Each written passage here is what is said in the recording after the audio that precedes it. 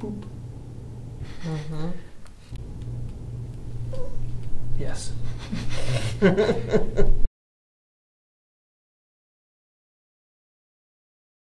Today is just the usual, which is the left leg. It's not excruciating, but it's in pain pretty much all the time. Sometimes, yes, like as if it's sort of asleep and in pain. Feels heavy, a little bit. Leg feels heavy. Dead weight. And is there any numbness? Is there anything? Where exactly? In both, in the middle toes on both feet, depending on what I'm doing. Today, right now, isn't. So not the big toe, but the kind of these 3 toes here. Right. And the top of the foot a little bit. Right. More so in that. Okay. One. Right foot. Okay. If I'm working out. Okay. Which I've dialed back on because of what's been happening. So we have things we call them dermatomes, and so one of the first things they teach you in chiropractic college is they make you memorize all these like dermatomes. So each section, for instance, is the C5, and this is C6, and this is C7, and they make every section, every nerve coming out of your back has a certain area that it goes to. And so the top of your foot is L4, your big toe is L5, the pinky and the side of your foot is what we call S1 or first sacral. And so it's the L4 nerve that's being hit, and that's most likely L4, L5 in the lower back is where the nerves get pressured. Did they take an x-ray of your back? No. No, not even x-rays, okay. So the MRI it doesn't change my care necessarily, but it does help. If we're going to do any imaging, that would be the way to quantify it and to go, here's what's going on. Let's stop doing shots in your hip socket because there's a disc injury, bone spurs, arthritis, arth meaning joint, itis inflammation. So the word arthritis always has this like ambiguous scariness to it that I like to clear out and go, it just means joint inflammation, arthritis. The joints are inflamed most likely because they're doing too much. If you ask a muscle to do too much, it grows. If you stress out your skin gets thicker. And if you're bending when you're moving around, if only certain joints are doing all the bending, they become inflamed because they're doing more than what they're meant to do. And that has to do with another joint, most likely the middle back, doing less than what it's supposed to do. And a lot of that has to do with the fact that there's ribs up here that aid in stiffening your chest. I'm sorry, my guy's got scoliosis. We give him adjustment. There we go. So there's a lot of ribs, these little knobs here. These are the ribs attached to on the side, and that is a cage that makes it most prone for stiffness, right? So we have all these ribs that this model doesn't show that attach here. These 5 lumbar vertebrae here at the bottom don't have any ribs. And so when we're bending, obviously the rib cage is going to have the most stiffness or the least likely to function because it's got this protective cage on it. 10 of them have connections to cartilage to your sternum. The last 2 are floating, but essentially you have 12 vertebrae that are most likely to sit on the sidelines while your lower neck, the guy right above the cage, and the lower back are the most prone to overstressing. So I go to seminars all the time, and I feel like this is the elephant in the room that nobody talks about. That where's the education about the fact that all surgery happens in the lower neck and lower back around this apparent cage that's locking our chest. And so we could have been instructed at a young age to participate in keeping these areas functional and loose. Sitting locks them, holding kids on one hip and holding groceries on the other. You lock your chest. I joke with running, when you run, you lock your chest. Nobody runs like Baywatch, So, everybody runs with a locked chest. Right. When you bench press, nobody bench presses like this, right? You lock your chest. Squats, deadlifts, all of that, you're better with immobility in here. And so what I preach is balance.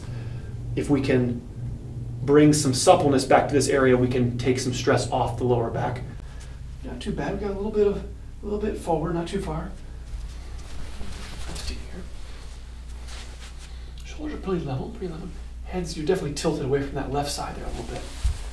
And then your torso's off to the side here.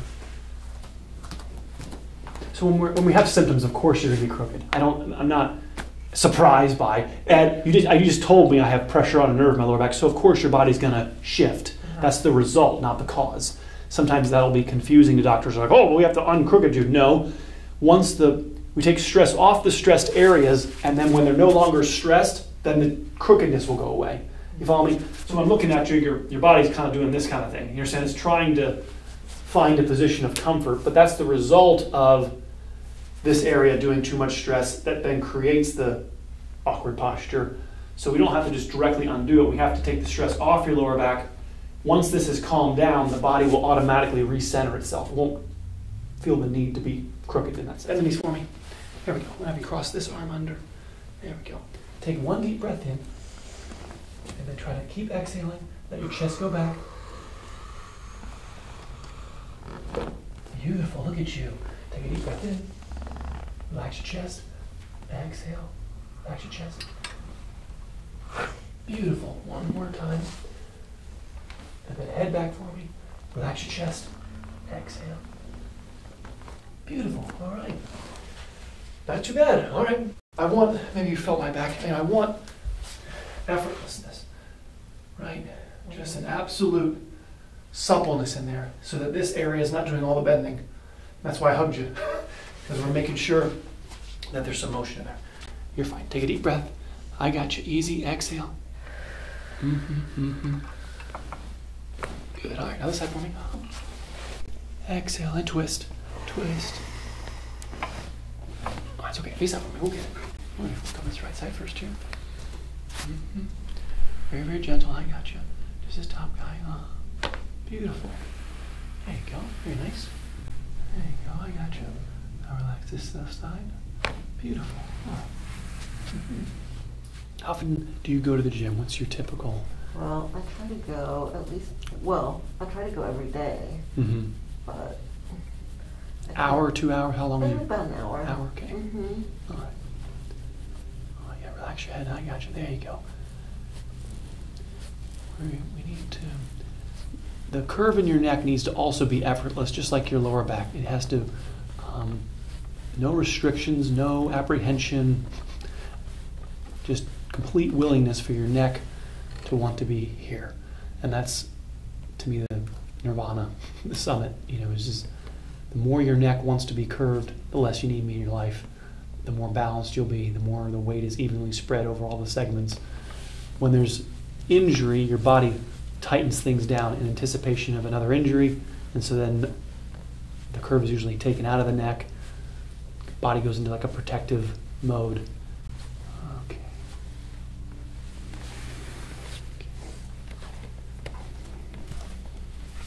There you go.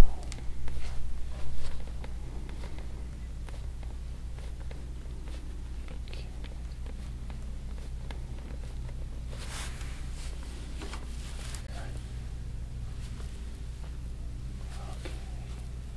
You all right? Okay, all right.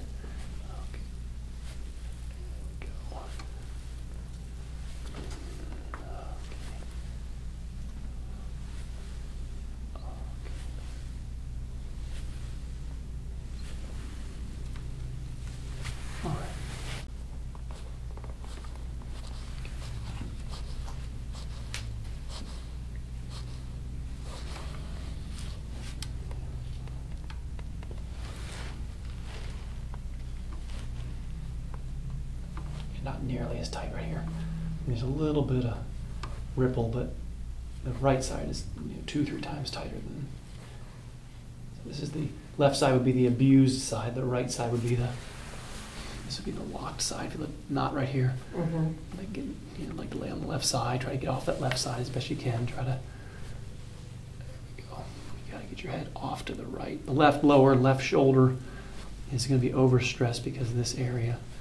Right there is who knows, birth trauma, who knows. Do you know the story of your birth? Do you know if you were? I don't. Don't know? Yeah. My parents were both forceps babies. They yanking and tugging and pulling on them, and my mom's neck got messed up just coming into the world. You know, it's all 4 of my children had favoritisms when they were born that obviously I corrected, but the world doesn't value or diagnose or care for. You know, it's like when you're in your mom's womb, you're actually rotated the last 3 months to one side. So when you come out, you favor whatever way you were positioned inside. And to me, that's often not seen or checked. And then therefore, when you go home, you continue to feed that. Like a tree, if you planted a tree, you know, not straight, right? It would just keep growing. However, you know, like all these hurricanes around here in Florida, you can see the trees are, you know, they're continuing to grow crooked. Same kind of idea. We don't have anybody, no arborists going around going, let's try to get these trees upright. All right, there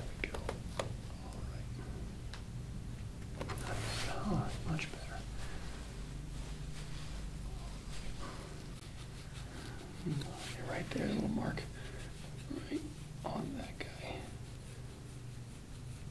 There it is. You can buy these gua sha tools. This isn't something proprietary to me. You don't have to be a chiropractor to do this. They can, little gua sha tools you can purchase. You just, to me. So I actually bought one, and I'm not really sure how to use it. Yeah. Okay. So we just kind of get some cream or oil on this. To me, it'd be mainly this right side of your neck, right here. Okay. Just holding the tool and trying to feel that kind of crunchiness in there. Mm-hmm.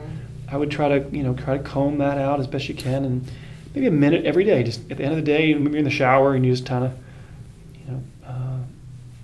just try to work. And it's like combing your hair. There's the tissue is very fibrous, like hair fibers. There's muscle fibers, collagen fibers. They're actually supposed to be lined up in the same direction, like railroad tracks.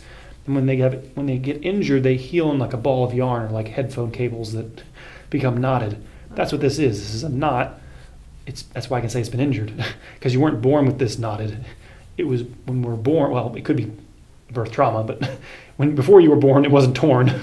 Something in life tore it, and then it healed like this. And so because it's healed knotted, the range of motion and flexibility is less than what it's supposed to be able to perform, leading to another area making up for it, right? Another area has to do extra, because this is, and our world doesn't really look for the cause. Everybody's treating effects, shooting cortisone into the painful areas, and we miss the. So in my opinion, this is right there is the leading cause for even lower back comes from the neck. Domino-wise, it eventually causes problems all the way down. So I thought, well, maybe I should do stretches, and then you're like, well, maybe I should do stretches. Maybe I shouldn't do stretches. Maybe I don't know. We just need to calm down your lower back. It's all it is. And we need to. The problem is any stretch that you do has a high likelihood of upsetting the lower back. Oh. Right. Well, not after we loosen you today and I show you how to properly stretch, focusing on your middle back and trying to leave your lower back alone. Okay. A lot of times, stretching just takes whatever parts of your spine are moving and makes them move more. That's what we're trying to balance here first, is so that your whole spine works as a team and not just further aggravating what's already loose. Which is kind of why I just sort of stopped. Sure. I don't want to totally stop working out, but it's like I don't want to do anything that's going to make it worse. Yeah, this knot right here. This is the cause. That guy right here. And there's a little bit on the right too. But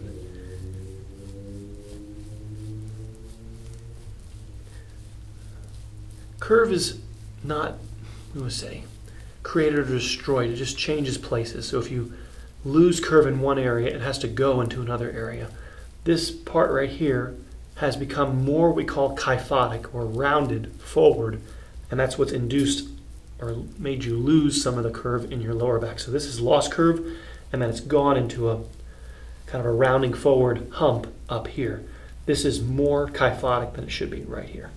It's more posterior, we call it, or pushed upwards. And this is what we're going to be putting on that dental roll at the end of the visit. Right here is where we're going to be targeting. Yep, I feel that. Yep. Okay,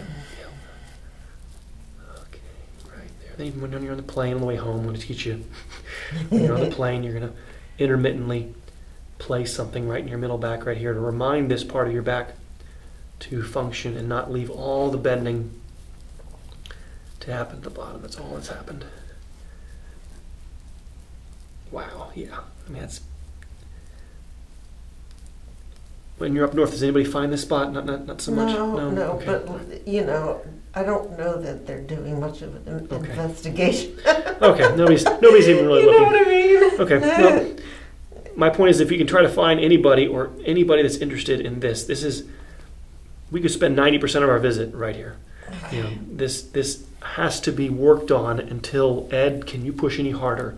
There's no tenderness, there's no tightness, there's an effortlessness with which, when I put your hand on my back, right, I put it right here. Mm-hmm. This is supposed to be really, really soft and supple, and it's got a rock in it. So we put a golf ball in here, and we got to chisel this out of here.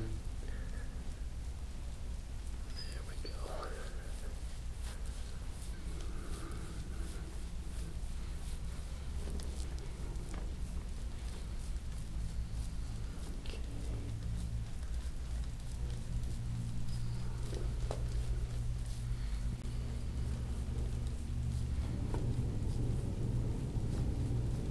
Wow.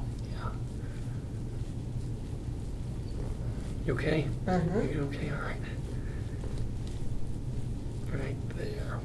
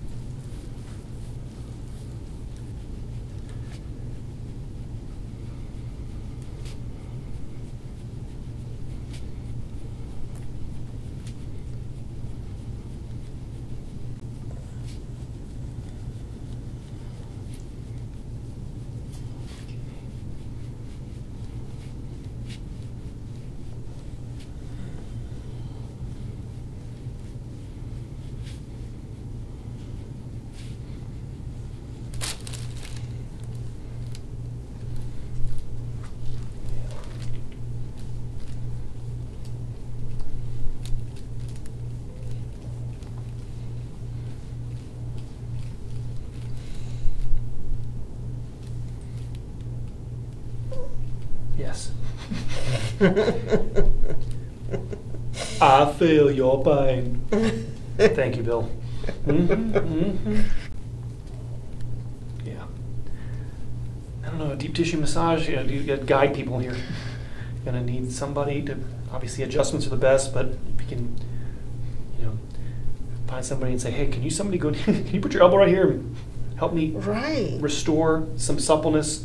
I'm going to go home and put this Denerol on here and try to keep some suppleness in my middle back and keep that lumbar curvature that my back's supposed to have.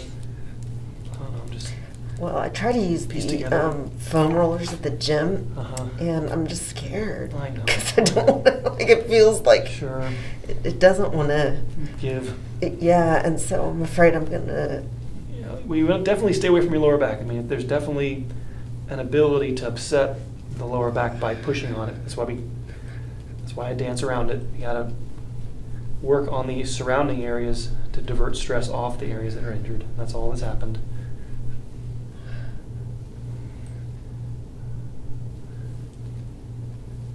Yeah, it's all, I call this gummed up in here. It's all way too tight.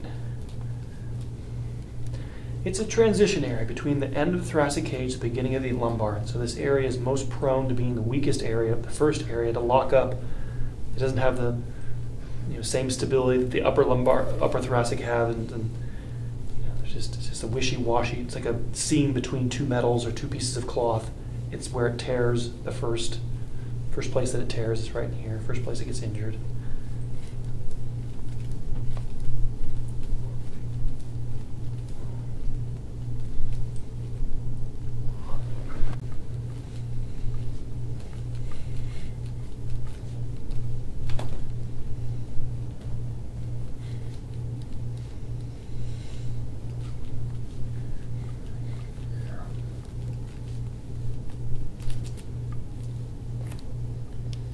This is actually stiffer on here. This right hip's actually tighter. That's what, again, leads to the left lower back overstress. Is actually, this tightness here is a cause right there.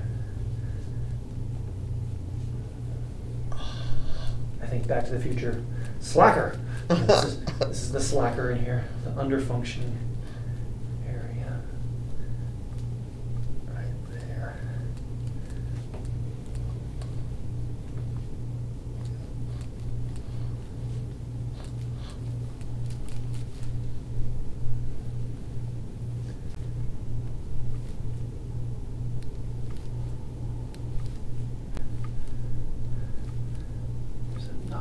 Here, there, that has to be worked out of there. Feel that knot right there? It's definitely, like, you can feel it on that side more than the left. Where it's... Yeah, this is underfunctioning. Locked up, right? That little crunch, right? There's on the top of the SI joint. That bastard. That bastard. Did this to me. SI joint. Because we're not filming it. Just gotta work this, loosen up this SI joint a little bit here. Yeah, right there.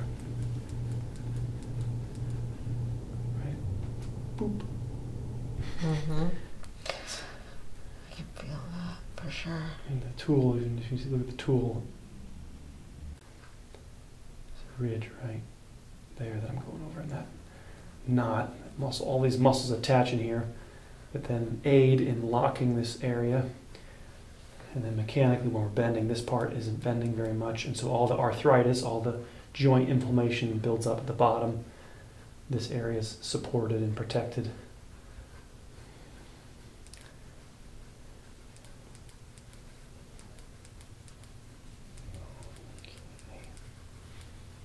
We're doing great.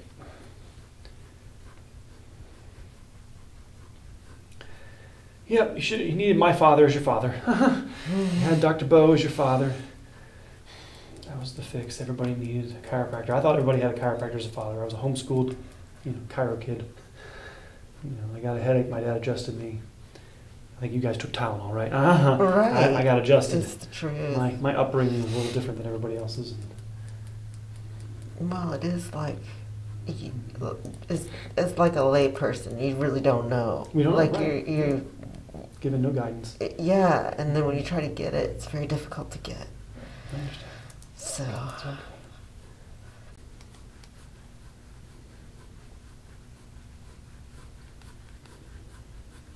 I look at the mark as like cellular exhaust. The muscles are working harder than they're supposed to be because this area's had an older injury and that's needed to be protected.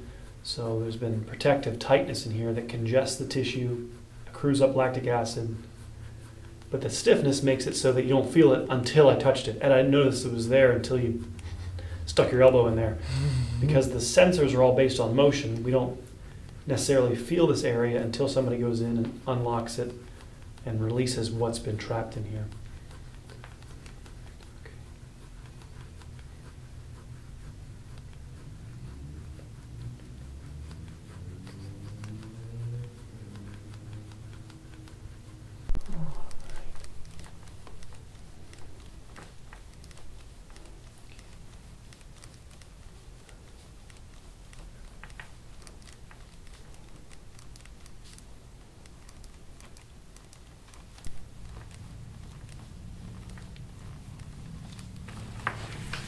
Right there, yeah. All that needs it. Mm-hmm.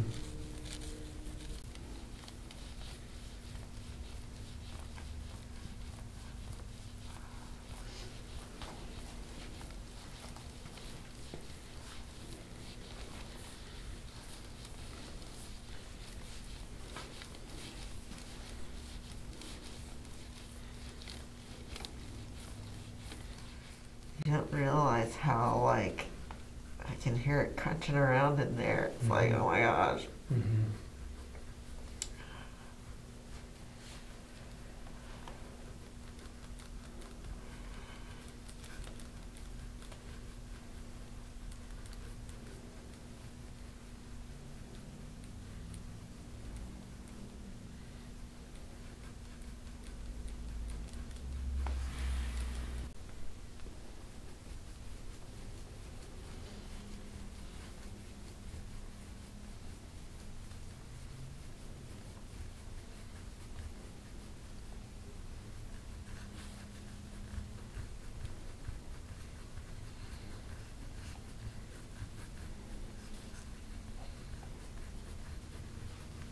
Okay. There we go.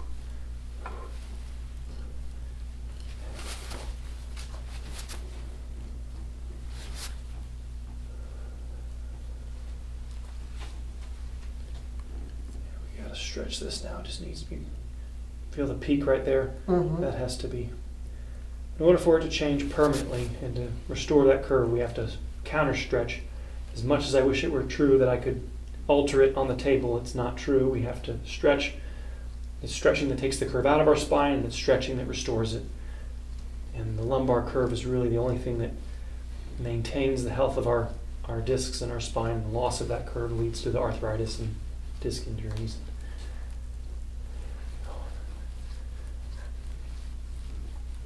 Yeah, right there. Like I said, hopefully somebody up north can it's so obviously this is the tightest and most misaligned part right here.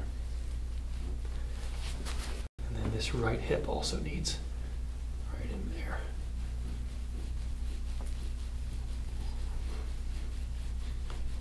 Right there. You come in with left leg symptoms and you leave tomorrow. Now my right hip's killing me. Very good. Because I have to have somebody that can take the burden away from the left side, and this side has been chosen to. That's what needs to get back to working.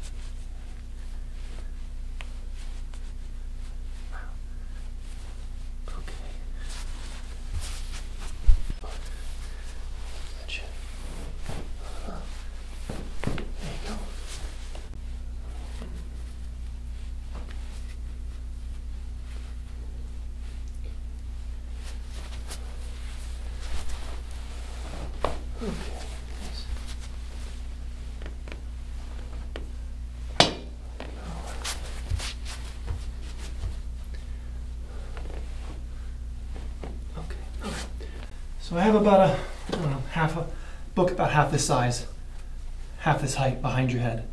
The goal is time, not so much the depth. We want to do 20 minutes of time first to your tolerance. If this is too difficult, we got to elevate your head more. But the goal is that your head's on the floor. And we're going to take it easy first. Feet together and knees together for me. Feet with the feet together. Let's bring your knees to the left. Stretch, exhale. Good. Knees back up. Knees to the right. You all right? Mm-hmm. All right. Let's try to bring the arms up to the side. Bring your arms up. There you go. Try to bring the shoulders back and knees back up for me. And then you stay in the middle for about a minute. And then every minute or so you go 5-10 seconds left and right with the knees. Trying to, like a drawer. Sometimes if a drawer's stuck, you got to put more pressure on one side of the drawer to try to work the drawer shut. Okay, and that's what the knees side to side does. It puts more pressure on the left facet when your knees go left and more on the right facet when you go knees right. And we're trying to work that posteriority. You understand the vertebrae are more towards the back. We're trying to work them back anterior or forward. Okay? And reestablish that lumbar curvature. I'm going to test you. Let's see. Oh, head back. There we go. There we go. See what we want? Get the idea? All right, too much? No. Okay. All right, well, the goal is time. Like I said, we don't need to kill you the first time we do it. Okay? Right. I'm not here to overwhelm you or just kick your butt for no reason. This is a journey, a rally. This isn't a race, and it's about doing this for 20 minutes for 20 times is our first checkpoint. That doesn't mean one day, but if you did one a day, it'd be 20 days, right? If you did it twice a day, it'd be 10 days. But we want to accomplish this as quickly as what's practical, doing it for 20 times. That makes sense? Mm-hmm. So 20-minute sessions. Should I go longer than 20 minutes? No. Get off at 20 minutes. You've reached maximum benefit. Ideally, if you did 20 minutes, then get up, walk around for 20-30 minutes, and then do it again. But it's about repetitively stretching this curve back in your spine. And the more you do it, the more your back will comply, the more your back will want to be curved, the less your leg will calm down. You're saying at the same time this gets easier, the leg symptoms are going to go away. The difficulty in doing this is why you're here. Or I had a girl the other day, she said, I'm okay for about 15 minutes and then I'm getting off. And I'm like, okay, but I'd rather you do 15 minutes at a deeper level and then elevate your head for 5 minutes, right? But still always push for 20 minutes. 20 minutes is not a number I made up. It's a real number for how long it takes for the ligaments to stretch. We call it ligamentous creep, is the lengthening of the ligaments on the front that have never been stretched. And these tight ligaments on the front are what are keeping us forward. So as much as the backside gets stretched out and torn, it's the front that's never been stretched that's the real problem. How often do we ever really arch back? Hardly ever. And that lack of doing it makes it like, what things that you've never done are you good at? not very many things, right? It takes time to practice them, and so we're introducing a new pattern of movement. You want to be, you sitting without some sort of, you scoot back with your bottom, there you go. There you go, you want to place this behind your back, you know. That's good, yeah.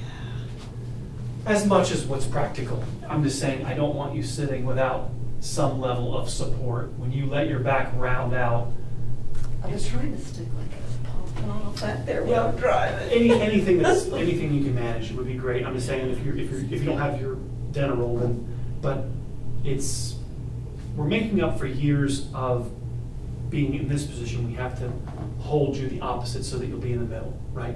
It's an overcorrection in the opposite manner, so that when you're not on the dental, your back is in its proper alignment. Okay. Mm-hmm. All right, you did great. Thanks.